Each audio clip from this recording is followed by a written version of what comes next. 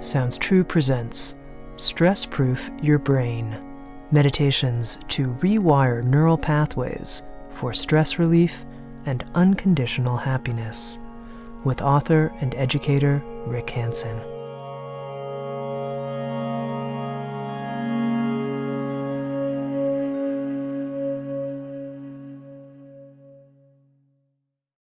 Hello, I'm Rick Hanson, and I'm glad you're joining with me in this program on stress-proofing your brain. Everybody wants to be happy. I want to be happy. You want to be happy. We all want to be in a state of steady well-being. We want to feel fulfilled and contented. We want to feel safe and unthreatened. And we want to feel loved and respected.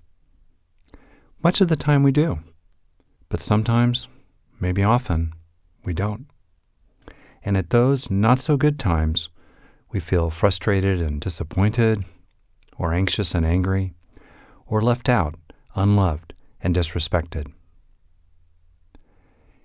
In all those negative states of mind, one specific underlying condition of body and mind that characterizes those unhappy states of being. In a word, stress. So in this portion of the program, I'm going to describe two things. First, the machinery of stress in your brain, which is important to understand if you're going to gain greater control over it. And second, a different way of using your brain in dealing with life that is not awash in stress and is instead characterized by high levels of well-being. Then, in the rest of this program, we will explore different ways to train your brain to decrease stress reactivity on the one hand, and on the other hand, to increase a sense of balance, a sense of seeing the world clearly, feeling more positive emotions, and developing more contributions to others. This is what I mean by stress-proofing your brain. You can use this stress-proofing in many ways. You can use it to reduce psychological distress and dysfunction. You can also use it to improve your well-being and quality of life. And if this is of interest to you, and it is to me personally, you can even take stress-proofing your brain all the way to deep, deep levels of inner peace, unshakable happiness, and spiritual awakening. Throughout history, many beings have done exactly that. They've developed that inner peace, that unshakable happiness, and spiritual awakening, and they've done so even in the face of great hardship or difficulty. Life still happens to them. Life's not always great for someone who has truly awakened their brain. These people still have physical pain. They still get thwarted in what they attempt to accomplish. They face challenges and threats. They get criticized, even despised or vilified. And those they love or the causes they care about get hurt or die. Yet these people still manage to preserve an unshakable peace and happiness. These people, and many are alive today, have demonstrated and proven that developing a brain that is beyond stress is a genuine possibility.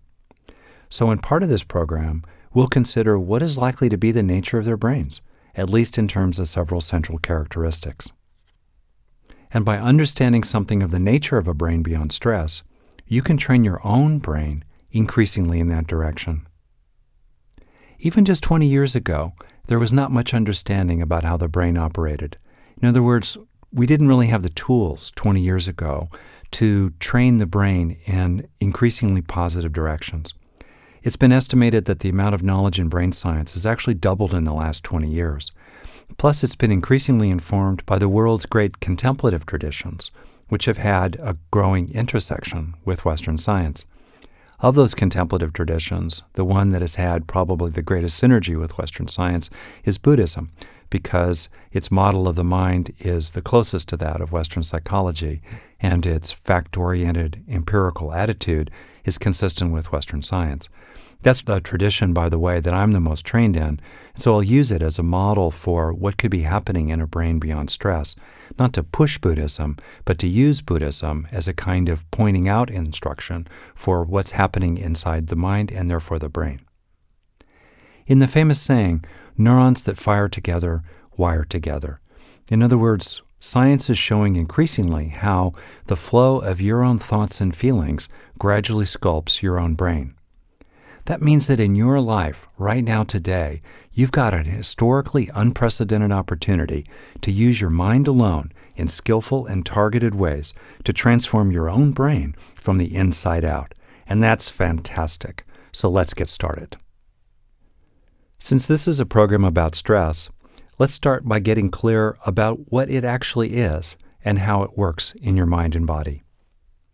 Stress is a biologically based mind-body response of an organism, whether it's a rat in a maze or a human today in rush hour traffic, to a disturbance of equilibrium, characterized by high levels of activation, negative emotions, and, typically, an increased sense of self.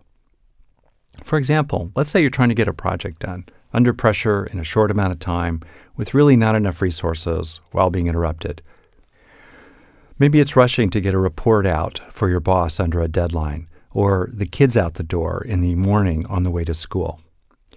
So in that example, the equilibrium, which means balance or evenness, the equilibrium of feeling that you are getting enough of the rewards in life you need is disturbed by not being able to get the reward here. In other words, the accomplishment of the task and the results will come with that.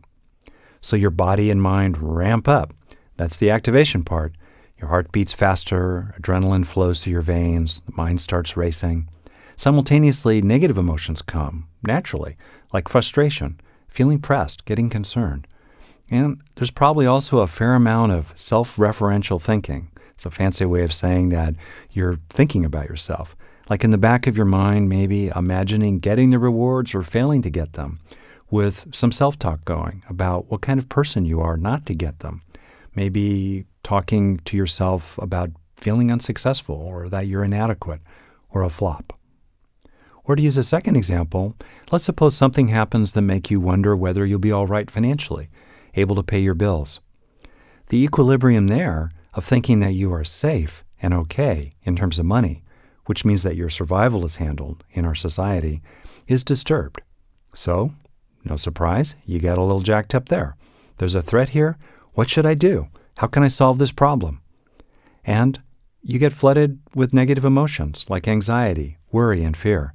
I know I do if I start worrying about the bills or I get a letter from the IRS in the mail. Plus perhaps other feelings like getting angry with yourself that you're still on thin ice financially, or maybe angry with your partner that he or she is spending too much money or not getting a better job. There's probably also a heightened sense of self here, too. A view of oneself maybe as beleaguered, pushed around, small in a world of big forces. Or third example, maybe you get discounted, put down, like you don't really matter at work or at home. Maybe a coworker snubs you, or your teenager rolls her eyes like you are the biggest idiot in the world. I've been there in both situations. The equilibrium here of sensing that you belong, that you are connected to others who like you and care about you, has also gotten disturbed. And this is an equilibrium of belonging that was critically important to physical survival over millions of years of evolution, when our primate and then early human ancestors lived in small bands in very harsh and difficult conditions. So when that equilibrium is disturbed, the ancient echoes inside the mind are that there is a real challenge to survival. So, here too, mind and body rev up, they activate to deal with this challenge, accompanied by negative emotions like loss or rejection, heartbreak, worthlessness, and shame, plus a sense of oneself that may include feeling like you are less than others, an outsider, unwanted, unlovable. In other words, in all these examples of stress, plus, of course, in all the other ways that stress comes at you, an event occurs and the mind and body mobilize to cope with it. The stress response is a mode of coping, of managing life that is adaptive, that is an attempt to adapt to changing events in ways that, in terms of evolution, keep the animal, our ancient ancestors, alive, or, in terms of modern life, help us get through tough situations. As you can see, the stress mode of coping is a way to deal with life, and it's rooted in our biology as animals who have become what we are over the course of millions of years of evolution.